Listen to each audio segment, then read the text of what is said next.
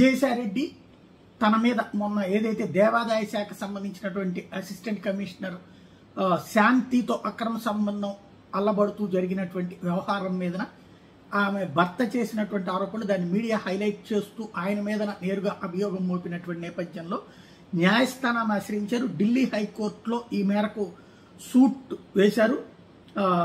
ఏదైతే డ్యామేజ్ జరిగింది అన్నటువంటి అట్లాగే పర్మనెంట్ మ్యాండేటరీ ఇంజెక్షన్ ఆర్డర్ అంటే భవిష్యత్తులో కూడా ఈ వ్యవహారం మీద తన పేరు ప్రస్తావించకుండా చూడాలంటూ న్యాయస్థానాన్ని ఆశ్రయించారు.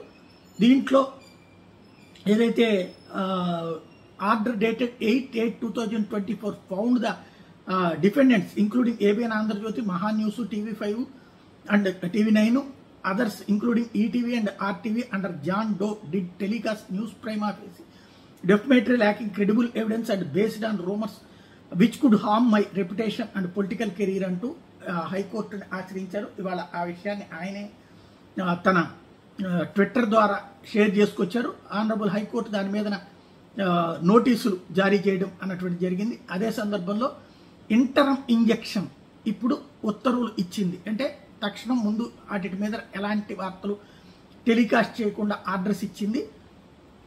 అలాగే తొలగించడం లేదా అంటే ఇప్పటికీ దాని మీద పబ్లిష్ అయినటువంటి వాటిని తొలగించమని చెప్పి అంటే ఇప్పటికే సోషల్ మీడియాలో వీటిలో పోస్ట్ అయినటువంటి వాటిని తొలగించమని చెప్పి ఆదేశించింది.